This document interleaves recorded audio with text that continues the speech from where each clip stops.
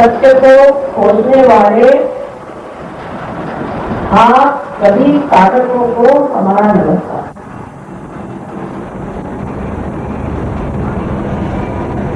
ये जान लेना चाहिए हमें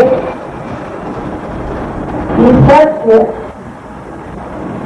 अपने जगह है, उसको हम अपने मन से बना नहीं सकते, अपने बुद्धि से समझ नहीं सकते और उसको जिस तरह चाहे अपने सूझबूझ के साथ बना बिगाड़ नहीं सकते। वो जैसा है वैसा ही।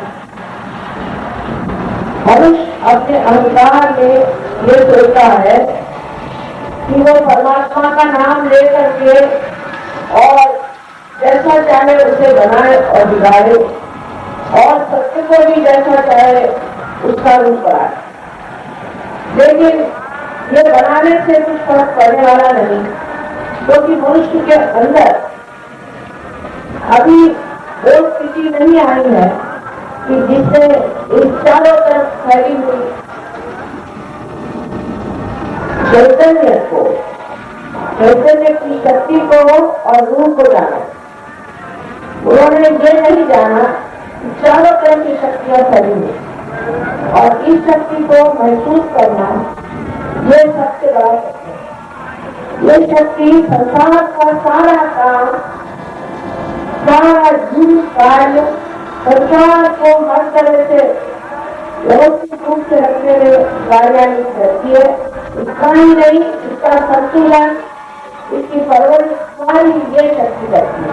इसी को कोई रूप कहता है और इसी को कोई चैतन्य कहता है, इसी को कोई बोली घोष कहता है। चाहे किसी भी नाम से पुकारे, ये शक्ति सीधा है, ये पहला सत्य है। और दूसरा सत्य यह है कि आप स्वयं, ये शरीर, बुद्धि, अहंकार आदि ये कुछ नहीं है, किंतु आप सिर्फ वो शुद्ध आत्मा है जो कि इस शक्ति को जान सकता है और इसको पूर्ण तरह से अपने अंदर संभाले सकता है। इस प्रकार इस शक्ति को प्राप्त करना ही मनुष्य के उत्थान का अंतिम चरण है। आज आप अमेरिका से बढ़ गए एक इंसान, अब इंसान के बाद जो उसकी दूसरी दशा है, उसमें मनुष्य को अब संत बनना है, माने उसको आत्म साक्षात्कार चाहिए। इस आत्म साक्षात्कार से हुआ आप केवल सत्य को नहीं जान सकते। आप अनेक तरह से कोई कहता ये सही है, कोई कहता वो सही है, लेकिन जो कोई सी भी बात को सत्य कहे और कोई सी भी बात को असत्य कहे, वो किस मुद्दे पर कहता है कि वो केवल सत्य को नहीं जानता।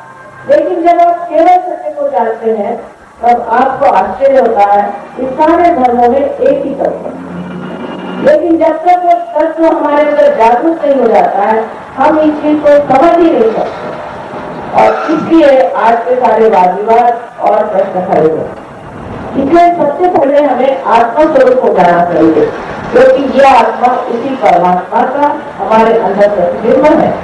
और इसके नजदीक होते ही आपको आश्चर्य होगा कि आपकी तंदुरुस्ती अच्छी हो जाती है। कहीं कीजिए, आप किसी भी घर में जाइए, कुछ भी कर्म कांड करें, किसी भी गुरु के पास जाए, आपकी तंदुरुस्ती अच्छी हो सकती है। आप कोई से भी विश्वास करके किसी भी चीज में दौड़े, कुछ भी आप पूजा पाठ करें, कहीं भी जाए, मंदिर में जाए, कहीं भी जाए, लेकिन तो भी आप कोई सा भी पाप कर सकते। किसी भी मंदिर में जाए, मंदिर में जाए, गिरजाघर में जाए, गुरुद्वारे में जाए, तो भी आपके अंदर शांति हमेशा की आनी चाहिए। तो इसका मतलब ये कहते गलत तो नहीं है, लेकिन क्या गलती हुई है, अभी हमारा संबंध परमात्मा से हुआ। जैसे इस साधन का संबंध परमात्मा से नहीं हुआ, उससे पहले और आप किसी भी से बातचीत करें आपको कुछ सुनाई नहीं देगा और उसका कुछ कार्य नहीं हो सकता। इसी प्रकार जब तक मनुष्य का संबंध परमात्मा से नहीं हो जाता है, तब तक उसका ये सब बुलाना, जितना चिल्लाना सब व्यर्थ जैसे कि टेलीफोन का कनेक्शन नहीं है और आप टेलीफोन पर बोल जा रहे हैं और वह बात आपको सुनेगा।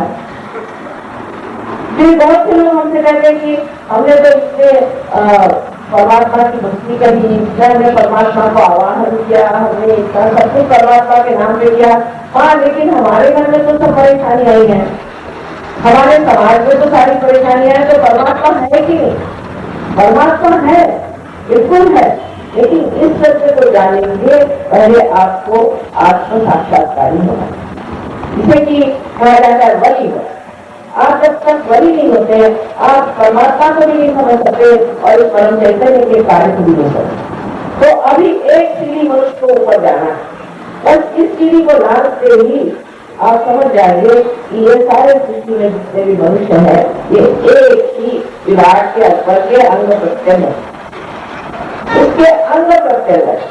ये नहीं है कि हम दिमाग से सोचे, ये असलियत में हो जाता है और आपके अंदर एक नई धारणा कहनी चाहिए या एक नया आयाम, एक डायमेंशन आ जाता है, जिसमें आप अपने नस नस में दूसरे आदमी को जान सकते हैं और अपने को भी जान सकते हैं, जिसे आप सामूहिक चेतना कहें या अंग्रेजी में करेक्टिव कॉन्शियसनेस है।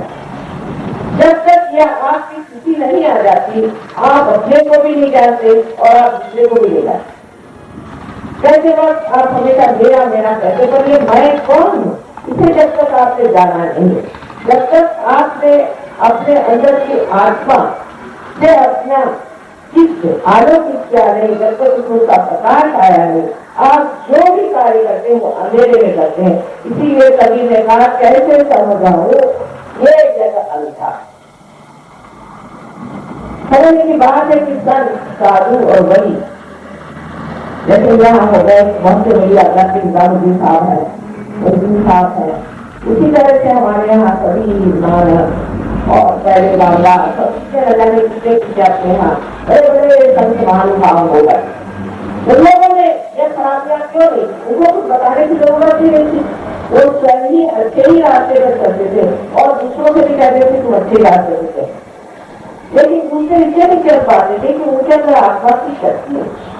जब आत्मा की शक्ति आ जाती तो आपकी तो सारी गलती आपसे जाती अपने आप ही, आप स्वच्छ हो जाए।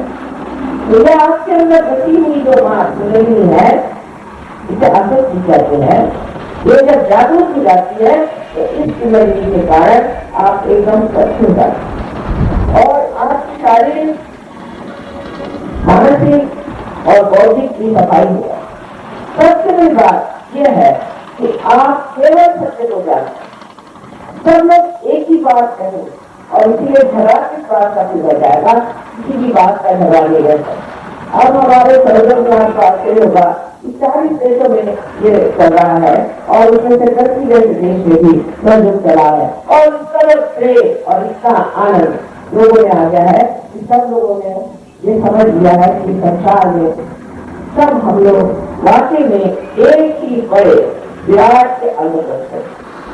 इस तरह की चीज हुए बगैर न तो अपना देश ठीक हो सकता है, न तो कोई देश ठीक हो सकता है और न ही सारा विश्व ठीक हो सकता है।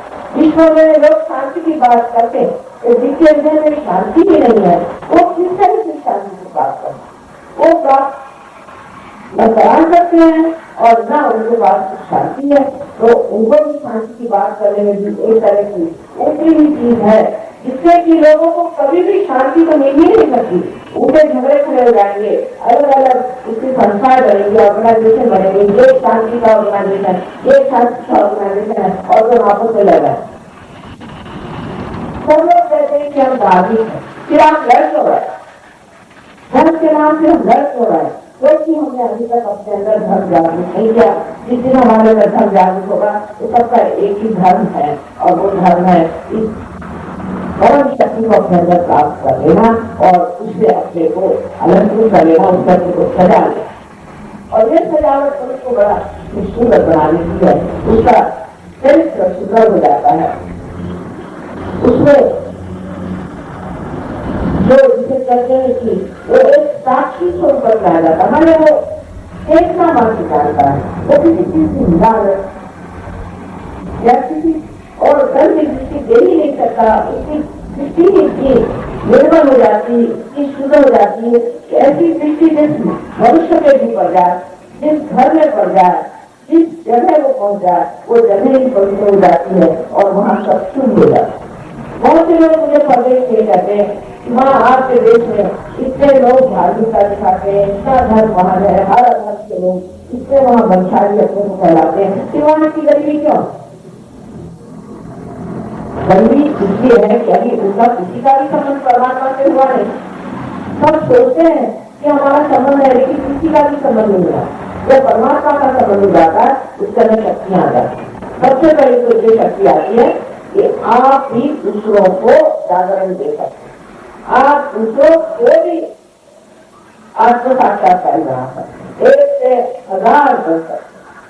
दूसरा, उसका विशेष परिवर्तन हो जाता है। बहुत गुस्से आदमी और बहुत घबराया आदमी भी एकदम से शांत होता है। उसी प्रकार कोई आदमी बहुत विचलित है, बहुत दुखी है, तकलीफ में है, उसकी सारी व्यथाएं मालूम नष्ट हो जाती है और वो एक आनंद से सागर हो जाती है। ऐसा आदमी किसी न किसी पर कभी आगदाई होता है, नहीं किसी पर अग्रेषण करता है और नहीं किसी का अग्रेषण देता, खड़े खड़े वो सबको ठीक करता है। इस तरह का व्यक्तित्व आज अपने सारे संसार में तैयार हो सकता है, क्योंकि कल युग अब खत्म हो गया, दूसरे युग शुरू हो गया।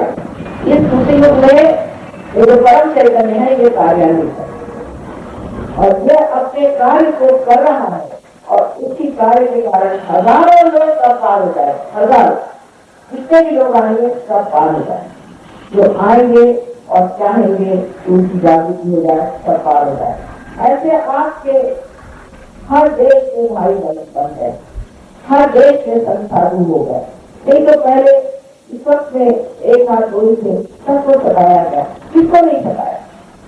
श्री कृष्ण को सताया, श्री राम को सताया, मोहम्मद साहब को सताया और आप इधर देखिए तो कांग्रेस को सताया, इधर लाहौसे को सताया, किसी को छोड़ा नहीं। उसके बाद सारे संतों को छल के और सताया, क्योंकि अकेले अकेले खड़े थे। अब सामूहिकता में आ गए हैं और अब कोई संतों को सता नहीं, क्योंकि अब जागरूक हो गया है और उसी में सारे संतों का रक्षण होगा और उनको कोई सता नहीं। और जो सताने की कोशिश करेगा उससे किसी उसका जरूर दंड आएगा।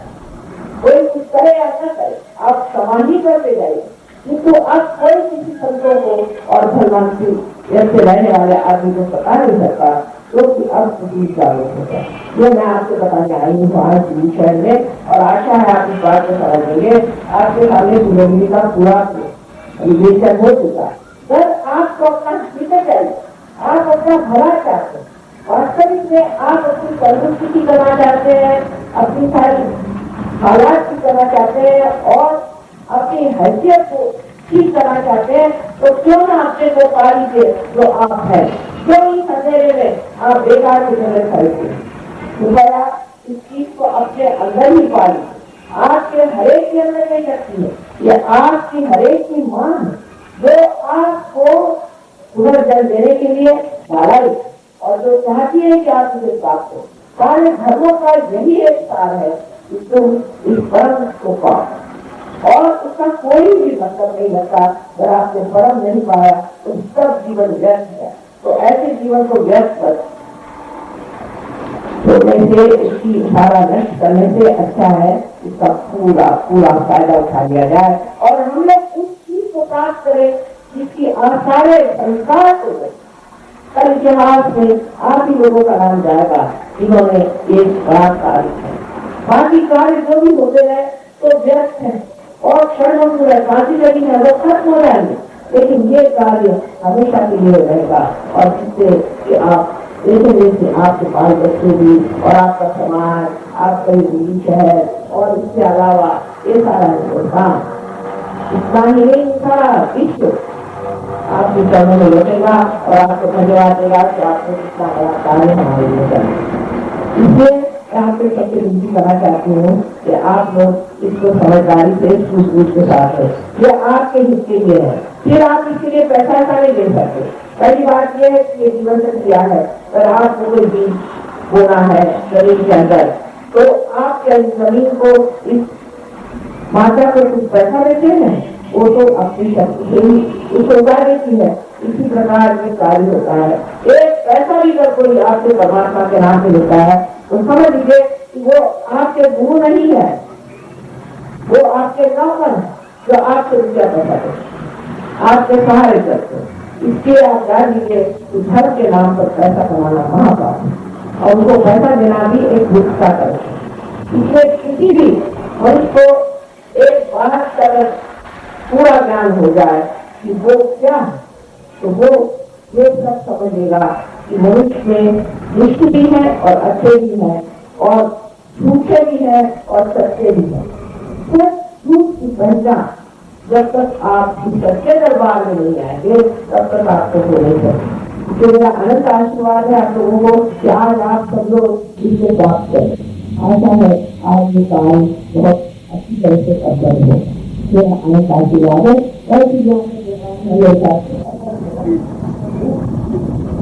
कल फिर आपको और बातें मैं बताऊंगी और आपको कोई प्रश्न हो आज उसे नीचे लाइएगा और वो यहाँ व्यवस्थापकों को दे दीजिएगा, मैं उसका जवाब आपको सब दे दूँ।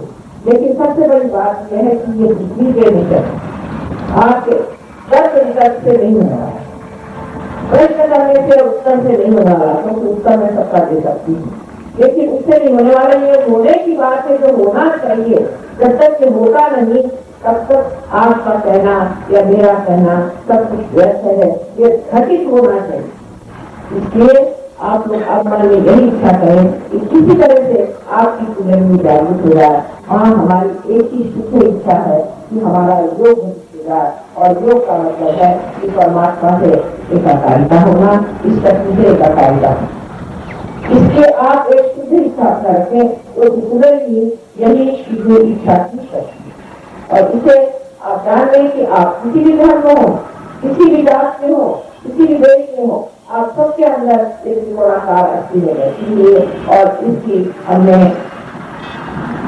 पूरी तरह से मेडिकल में भी उसकी जांच पड़ताल हो चुकी है और ये सिद्धता आ गई है और वो डॉक्टरों के यहाँ से रेट करेंगी उसका।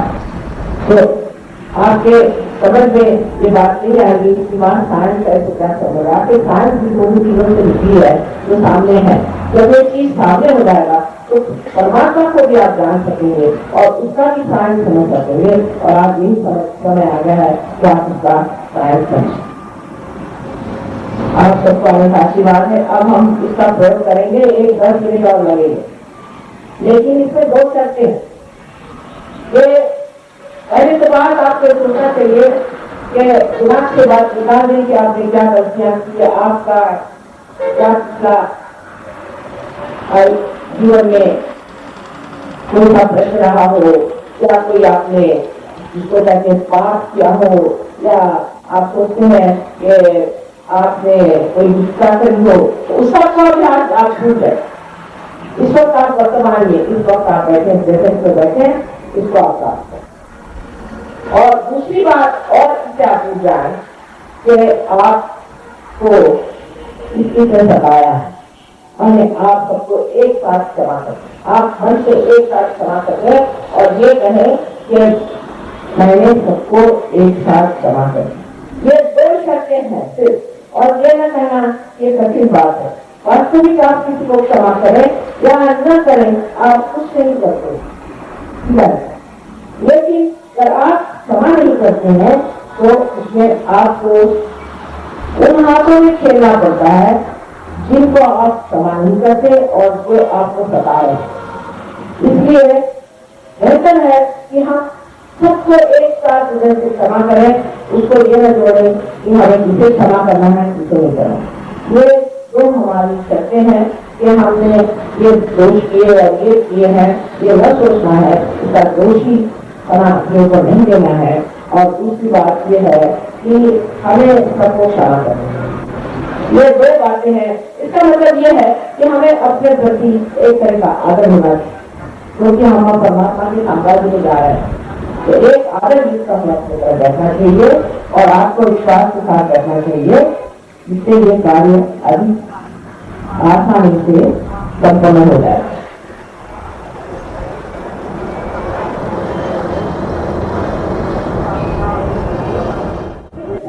तो जीवन से किया है, तो किसी पर इसकी जबरदस्ती तो पूरी नहीं है।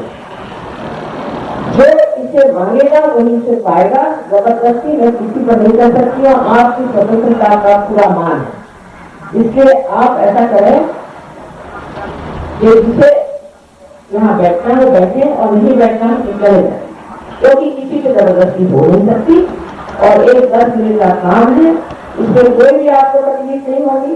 ये बेकार की बातें लिखी हुई है कि गर्मी से लोगों को तकलीफ होती है, ये सब आजकल के आधुनिक काल में लिखी बातें हैं। पुराने जमाने में ऐसा कहीं नहीं लिखा था, ये तो आधुनिक काल में लोगों ने कुछ लिखा हुआ है जिससे आप परमात्मा की ओर में जाए।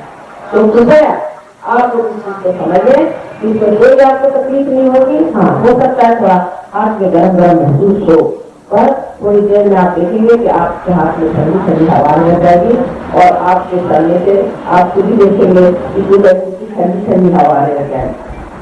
उसके बाद आप देखेंगे कि आपके डिजिटल आ गए एकदम आप खास। और उसके बाद जब आप इसको इस्तेमाल करना शुरू करेंगे तो आप आश्चर्यचकित होंगे कि आप जो जितना कुछ पाए। इसकी वजह ये है कि आप अपने बारे में जानते ही नहीं क्या आप तो अपने को यही सोचते हैं कि हम एक दूसरे किसान जैसा किसान मात्र हैं। नहीं, ये बात नहीं। आप बहुत शक्तिशाली है और उस शक्ति को आपने अभी तक आज जाना नहीं, उस शक्ति को आप जान लीजिए और उस देश की शक्ति को जब आप जान लेंगे तो आप आश्चर्यचकित हो गए कि आप कितने ऊंचे पहुंचे हुए हैं। तो अब हम लोग इस कार्य को करेंगे और जो लोग जमीन पर बैठे हैं उनका तो कोई प्रश्न नहीं है, लेकिन जो जमीन पे नहीं बैठे हैं और जो कुर्सी पे बैठे हैं उनको चाहे कि दोनों पैर अलग कर वाइट कहूंगी, क्योंकि कोई कुछ कहता कोई कुछ कहता है। इसे एग्जैक्ट मतलब ये हाथ आप करें, उसका मतलब ये है कि आप चाहते हैं कि आपकी जिंदगी जागरूक हो जाए और आप दूसरे साथ करें। अब दूसरा हाथ इससे हम क्रिया करेंगे, इससे हम इच्छा करते हैं और इससे हम क्रिया करते हैं। और दूसरा हाथ आप हृदय पे रखें, सब लोग कृपया हृदय पे रखें। हृदय में आत्मा का वास है, लेकिन उनका पीठ माने उनकी पीठ यहाँ पर ब्रह्मरंध्र पे, जहाँ बचपन में तालू ऐसे स्थान था, एक गर्म स्थान था जिसे हम तालू कहते हैं, वहां पर उनका पीठ तो हृदय में पहले हाथ रखा है। उसके बाद यह हाथ हम पेट के लेफ्ट साइड पर, सारा काम लेफ्ट साइड पर करें, लेफ्ट साइड में ऊपर के हिस्से में रखें।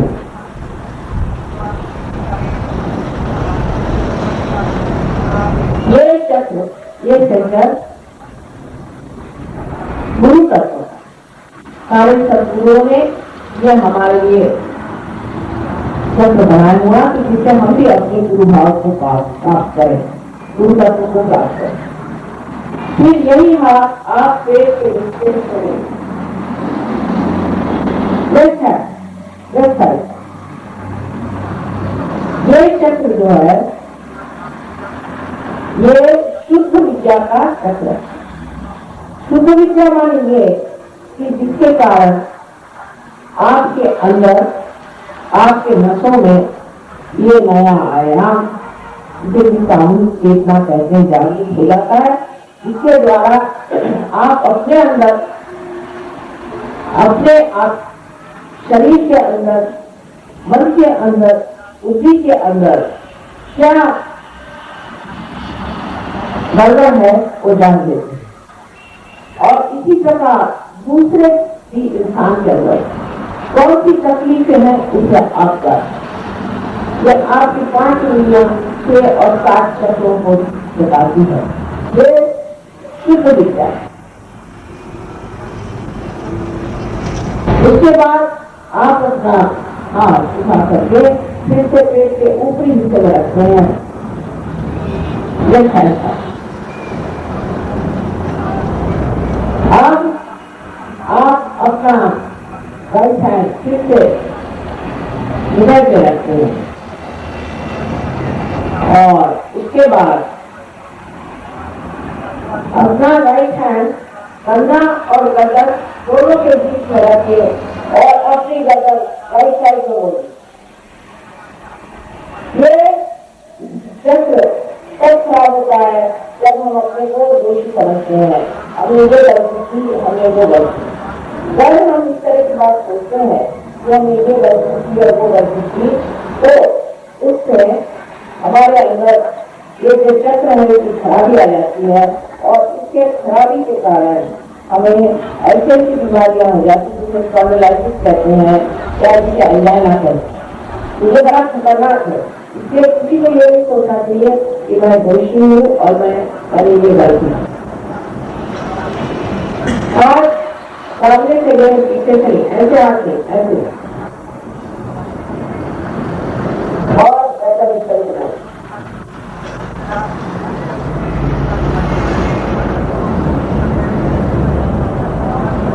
और ये राइट है अपने कपाल पर फोरहेड पर इस तरह से रखें और उसे नीचे निकालो, दोनों से दबा। यह आज्ञा का अगला हिस्सा है, यहाँ आपको सबको क्षमा कर देना है। उसके बाद इसकी आज्ञा के अंदर क्या हिस्सा है, जहाँ पर आप अपना राइट हैंड पीछे की ओर रखिए करके और सर को उन्नत करें, सर को उन्नत करके और यहाँ पर आप सोचते इस परम चैतन्य से क्षमा मांगनी है कि आपने अगर ये गलती की हो तो वो क्षमा कर दो। किंतु कोई गलती आप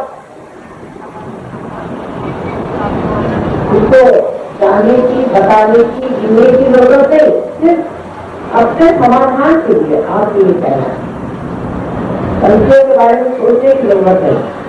उसके बाद हथेली को पूरी तरह से तान दिया जाए और हथेली का जो बीच का हिस्सा है इसे बराबर अपने तालू पर, जहाँ बचपन में आपकी को जलाती यहाँ बहुत ऐसी, इसे हम लोग तालू कहते हैं, बचपन में आप जानते हैं तालू, वहां पर बराबर इसे रख दिया और दबा गया और दबा करके इसे धीरे धीरे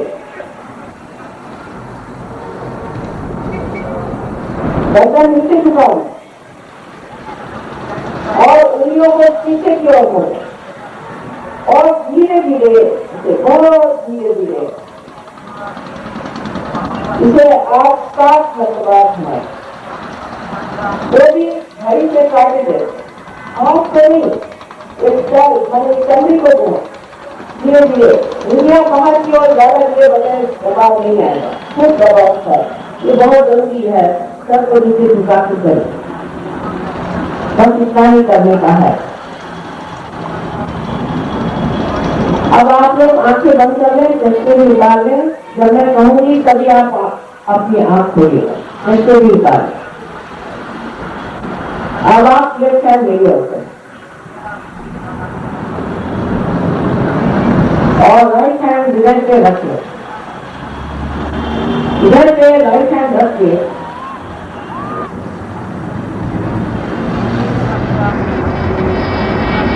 आप आंख बंद करके मुझसे एक सवाल अपने मन में, जोर से नहीं अपने मन में 3 बार पूछें। मुझे आप माँ कह सकते हैं, 3 माता भी कह सकते हो। माँ, क्या मैं आपका हूँ? ये सवाल 3 बार पूछे। माँ, क्या मैं आपका हूँ?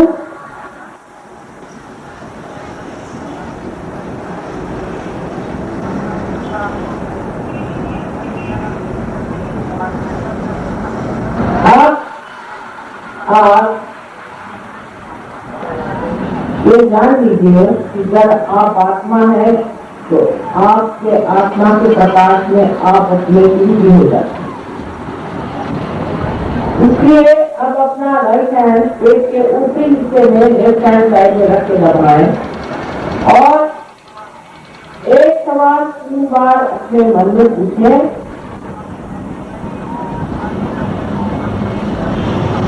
माँ, क्या मैं स्वयं का गुरु हूँ? मां क्या मैं अपना ही गुरु हूं? ये बड़ा पूछिए।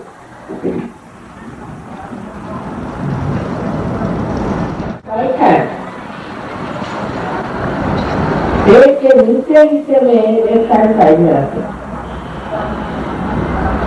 और यहाँ ये जान लीजिए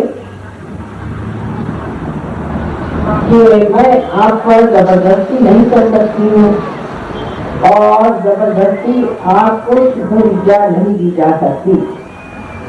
इसलिए आप 3 बार 6 बार, क्योंकि इस चक्र में 6 पंक्तियां 6 बार ये कहें कि माँ मुझे आप शुद्ध विद्या दीजिए, माँ मुझे आप शुद्ध विद्या दीजिए, ये कहें 6 बार कहें।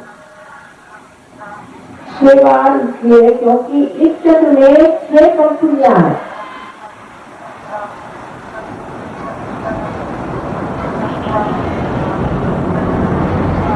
अब इसके बाद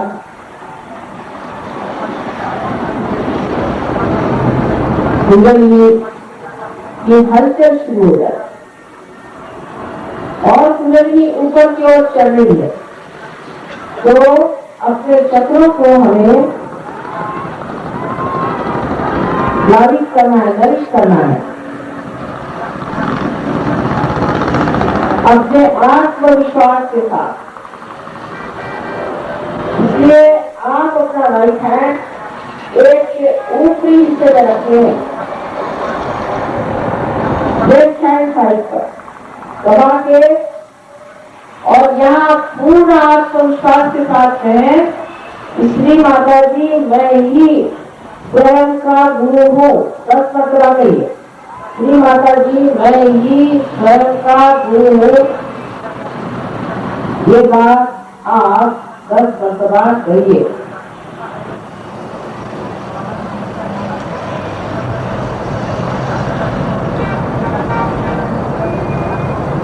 अब आप जान लीजिए कि न तो आपके शरीर, न ये बुद्धि, न अहंकार, न ये मन, ये उपाधियां हैं, किंतु आप स्वयं शुद्ध आत्मा हैं। ये आपका महान सत्य है। इसलिए अब आप अपना राइट हैंड हृदय पे रखें और पूर्ण आत्मविश्वास के साथ 12 मरतबा कहें, श्री माता जी मैं शुद्ध आत्मा हूँ। 12 मरतबा कहें।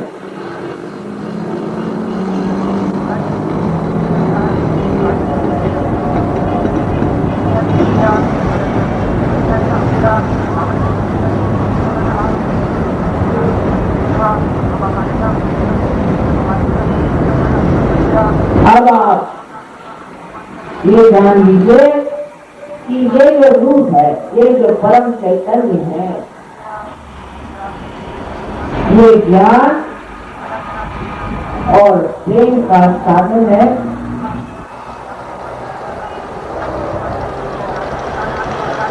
ये शांति और दया का सागर, और सबसे अधिक एक क्षमा का सागर। और आप कोई ऐसी गलती कर ही नहीं सकते जिसे ये अपने अंदर नहीं क्षमा सकते। इसलिए आप अपने को पहले पूर्णतः क्षमा करें, अपना जो पिछला हो गया वो भूल जाए, अपना भूतकाल भूल जाए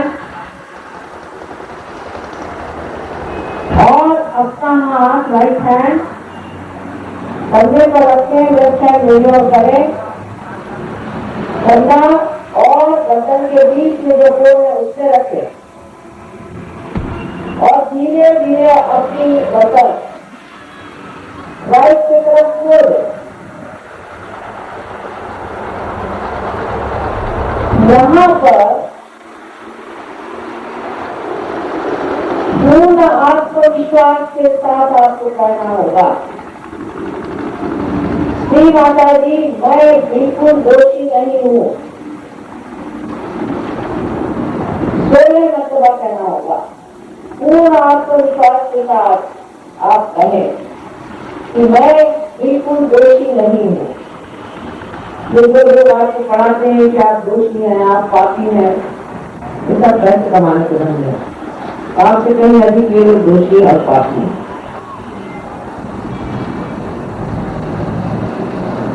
इसके बाद आप जान लीजिए कि आप किसी को क्षमा करें या न करें, आप कुछ नहीं करते। किंतु अगर आप किसी को क्षमा नहीं करते हैं तो आप दूसरों के हाथ खेलते हैं, अपने को सताते हैं, उस आदमी को नहीं जो आपको सताना चाहता है, इसे आपने क्षमा नहीं।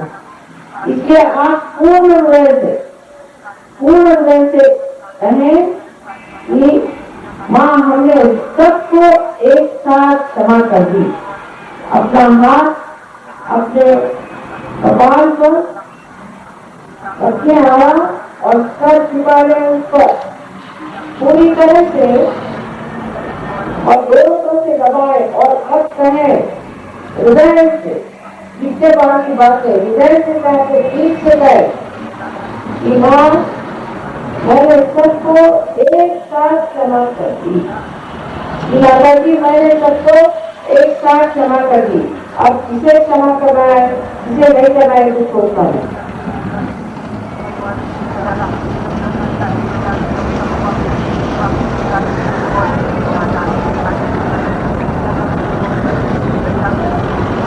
इसके बाद की बात नहीं है, उधर से एक बार भी कहो तो काम बन जाएगा।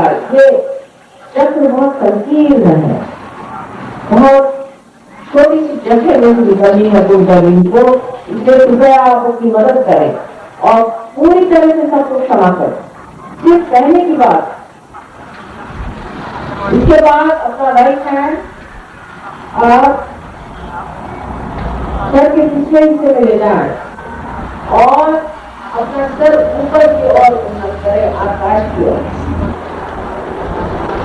और यहाँ पर अपने समाधान के लिए अपनी कोई विपत्तियां न गिनते हुए, अपने में कोई दोष न देखते हुए ये कहे कि हे परमेश्वर, हमने अगर कोई गलती की तो आप हमें क्षमा करें।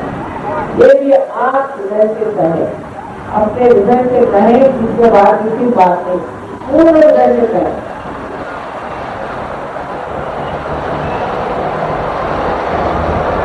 अब हाथ की हथेली को तान और हथेली के बीच का हिस्सा बराबर तालू पर रखें। तालू पर रखें और सर को झुका लें। ये सबसे महत्वपूर्ण काम है। और उंगलियों को पीछे की ओर पूरी तरह से मोड़े, पूरी तरह से मोड़े, खींच ले किसी तरह अच्छे तरह से खींच ले, दबाव पड़ जाए सर को झुका ले और दबाव डालते हुए धीरे धीरे घड़ी के काटे जैसे आप हाथ को नहीं पर शरीर को पीछे चाहे निकाल उसको घुमाए 60 मरतबा। अब फिर मैं आपकी स्वतंत्रता का मान रखते हुए करती हूँ कि आपसे जबरदस्ती आपके साक्षात्कार नहीं जाना जाता। इसलिए आप 60 मरतबा अपने हृदय से कहें, श्री माता जी मुझे आप आपके साक्षात्कार दीजिए। ये आपको कहना होगा 60 मरतबा, तभी ये कार्य हो सकता है।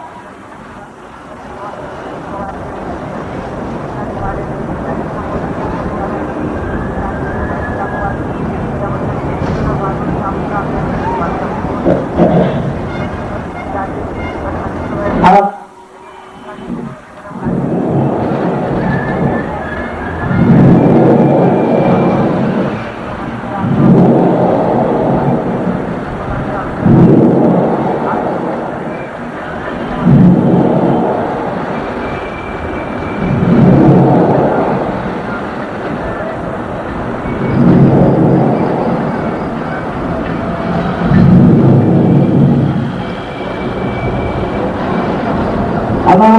खोले और दोनों हाथ मेरे और इस प्रकार।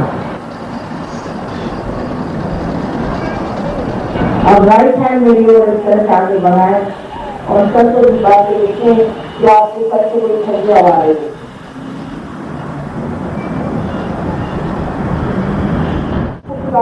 देखिए कि आप इस सर से कोई छवि आ रही है।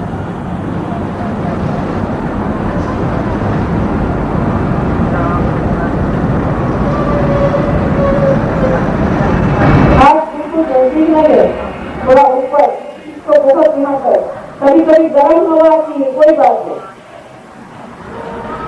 अब फिर से एक बार राइट हैंड में लोअर कर, सबको दिखा दो।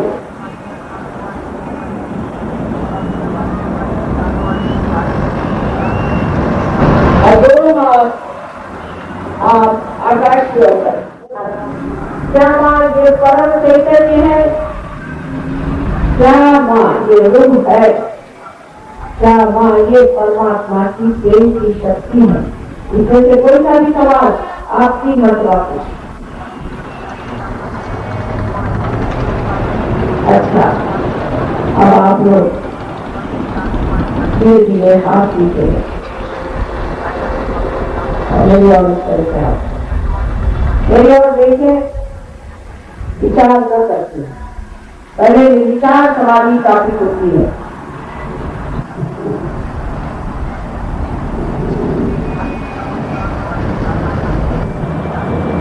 या दूसरे स्तर से ठंडी हवा आई है। अगर ये सब लोग अपने दोनों हाथ ऊपर करें, ऐसे सब लोग दोनों हाथ ऊपर करें, दूसरे स्तर से ठंडी हवा आई और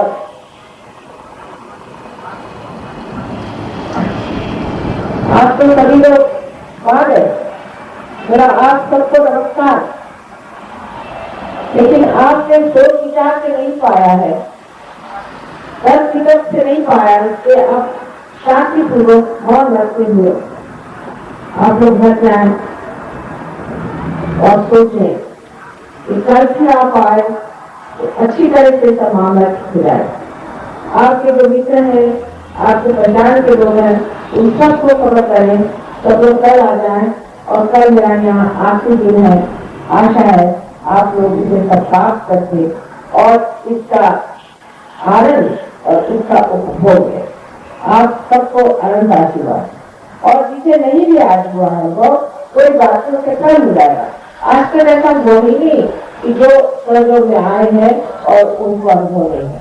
इसे सबसे विनती है कि कल सब आएंगे, आप फिर अपने बुद्धि के स्तर पे आ जाएंगे, उसके लेवल पे आ जाएंगे। इसलिए इसी ऊंचे लेवल पे रहे, ये बुद्धि से बड़ी चीज है। परमात्मा आप सबको आनंद आशीर्वाद।